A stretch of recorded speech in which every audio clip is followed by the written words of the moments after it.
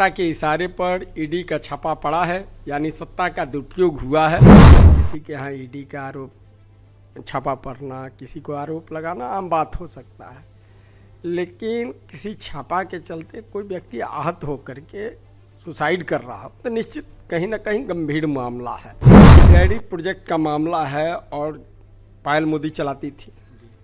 Dairy project जो है food processing unit में ही आता है। तो ये चिराग पासवान जी का मंत्रालय क्या है, चिराग पासवान पर आरोप लगा है तो उनमें नैतिकता है तो उनको इस्तीफा दे देना चाहिए। ब्लैकमेल कर करके मंत्रालय का धौस दिखा करके मंत्रालय के कीमत पर अवैध वसूली की जा रही होगी।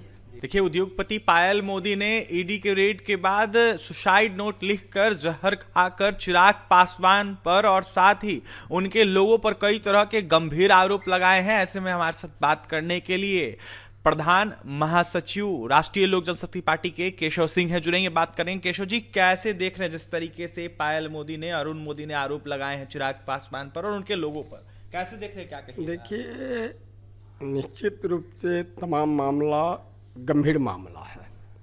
देखिए, किसी के यहाँ ईडी का आरोप छापा पड़ना, किसी को आरोप लगाना आम बात हो सकता है, लेकिन किसी छापा के चलते कोई व्यक्ति आहत होकर के सुसाइड कर रहा हो तो निश्चित कहीं ना कहीं गंभीर मामला है। इस मामला को प्रधानमंत्री जी को संज्ञान लेना चाहिए, मध्य प्रदेश के शासन को संज्ञान लेना चाहिए और निश्चित रूप से इस घटना का न्यायिक जांच होना चाहिए। देखिए, जिस ढंग से पायल मोदी ने आरोप लगाया पर ईडी का छापा पड़ा है, छापा पड़ने के पहले कंपनी का हिस्ट्री को भी देखना पड़ेगा। जिस कंपनी का पायल मोदी आज के डेट में और किशन मोदी डायरेक्टर हैं, उसी कंपनी में चंद्र प्रकाश जी भी डायरेक्टर थे। लेन देन का विवाद हो सकता है। सत्ता के इशारे पर ईडी का छापा पड़ा है, यानी सत्ता का दुरुपयोग हुआ है। जो विपक्ष के लोग आज तक आरोप लगाते थे वह स्वतः प्रमाणित हो गया है। इसके पहले सुप्रीम कोर्ट भी कांग्रेस के शासनकाल में कह चुका है कि सीबीआई और जांच एजेंसी केंद्र सरकार का तोता है। तो केंद्र सरकार का जांच एजेंसी का तोता नहीं बनना चाहिए, निष्पक्ष जांच होना चाहिए और निष्पक्ष जांच के लिए राज्य और केंद्र सरकार का दोनों तंत्र पर विश्वास लोगों को अब नहीं है। इस घटना ने प्रमाणित कर दिया है, इसलिए इसका न्यायिक जांच का हम लोग मांग करते हैं। न्यायिक जांच करावे, दूध का दूध पानी का पानी होनी चाहिए। कुछ बड़ा होने वाला इस तरीके की भी बातें कही गई है पायल मोदी के द्वारा अपने बयानों में, तो ये कहाँ तक सत्य है जिस तरीके से उन्होंने? देखिए, एक तो दो तीन चीज़ को बहुत गंभीरता से लेने की ज़रूरत है कि डेयरी प्रोजेक्ट का मामला है और पायल मोदी चलाती थी। डेयरी प्रोजेक्ट जो है फूड प्रोसेसिंग यूनिट में ही आता है। तो ये चिराग पासवान जी का मंत्रालय क्या है। दूसरा, उसमें डायरेक्टर चिराग जी के आदमी थे और ईडी के रेड के 5 दिन पूर्व उनको बता दिया जाता है कि आपके यहाँ रेड पड़ेगा, यानी ब्लैकमेल किया जा रहा था। और ब्लैकमेल कर करके मंत्रालय का धौस दिखा करके मंत्रालय के कीमत पर अवैध वसूली की जा रही होगी। ये तमाम चीज़ आरोप है। जब न्यायिक जांच होगा तो दूध का दूध पानी का पानी होगा। तो जो आरोप लग रहे हैं ये सही आरोप माने? देखिए, आरोप लगना राजनीति से भी पूर्वाग्रह हो करके हो सकता है, लेकिन जब आदमी को कोई आरोप लग रहा हो, उसके पहले इतनी बड़ी घटना सुसाइड का मामला आ गया है, तो निश्चित रूप से कहीं ना कहीं यह मामला सत्य है। कोई आदमी अपने, देखिए, पैसा लोग हार जाएंगे, पैसा जाता है, कमा लेते हैं लोग, लेकिन जब प्रतिष्ठा पर पड़ता है तो निश्चित रूप से आहत आदमी होता है, तभी इस ढंग का कदम उठाता है। और निश्चित रूप से कोई प्रतिष्ठित बिजनेसमैन को ब्लैकमेल कर करके जिस ढंग से आहत किया जा रहा है, उसके संपत्ति को नुकसान किया जा रहा है, उसका प्रतिष्ठा का हनन किया जा रहा हो, तभी इस ढंग का कदम उठा सकता है।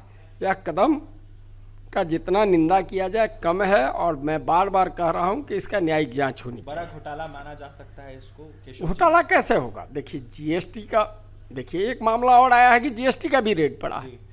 तो जीएसटी का सिस्टम्स है। जीएसटी का, देखिए, एक तो केंद्र सरकार बहुत गलत सिस्टम बना रखा है कि जीएसटी में बहुत सारी त्रुटि है। होता क्या है कि जीएसटी का सुधार के लिए ग्रुप ऑफ मिनिस्टर और ये जीएसटी काउंसिल की बैठक होती है, लेकिन जीएसटी काउंसिल में ऐसे लोग बैठते हैं जिसको व्यापार से कोई मतलब नहीं है। कानून को जब तक व्यापार करने वालों को क्या दिक्कत आ रही है, क्या कठिनाई आ रही है, कैसे है। एक तो जीएसटी का जितना है बिलिंग जीएसटी पोर्टल पर बना दिया है, लेकिन जीएसटी पोर्टल का बिल को राज्य सरकार के ही या चाहे केंद्र सरकार के कर्मी मान्यता नहीं देते हैं। कहीं कहते हैं कि आप मैनुअल बिल लाइए, कहीं कहते हैं कि आप जीएसटी पोर्टल का बिल दीजिए। तो पहले तो केंद्र सरकार को, राज्य सरकार को कर देना चाहिए कि जो भी बिलिंग होगा जीएसटी का हमारा पोर्टल पर होगा तो सबको दिखेगा। दूसरा है उसमें जीएसटी में एक गड़बड़ी कि कोई व्यक्ति मान लीजिए कि आज आप बिलिंग किए, अब बिलिंग का पेमेंट आ रहा 6 महीना बाद, लेकिन आपको कहता है इस महीना बिलिंग किए तो बिलिंग का भी 18% चाहे 28% चाहे 5% दीजिए। तीसरा, यदि बिल में कटौती कोई किसी कारण से किया गया लेकिन आपको बिलिंग अमाउंट कर देना है, तो इन तमाम त्रुटियों पर जब तक ध्यान नहीं देगा तो इस ढंग की घटनाएं होंगी, इस ढंग का पॉलिटिकल लोग ब्लैकमेल करेंगे और लोग ठगे जाएंगे। किस तरह की कार्रवाई की मांग करेंगे केशव सिंह राष्ट्रीय लोक जनशक्ति? देखिए, निष्पक्ष जांच हो, जो भी दोषी पाए जाए उनको कानून सम्मत, न्याय सम्मत कार्रवाई होनी चाहिए। पासवान पर भी चिराग पासवान पर आरोप लगा है तो उनमें नैतिकता है तो उनको इस्तीफा दे देना चाहिए सबसे पहले, और इस्तीफा दे करके निष्पक्ष जांच कराना चाहिए।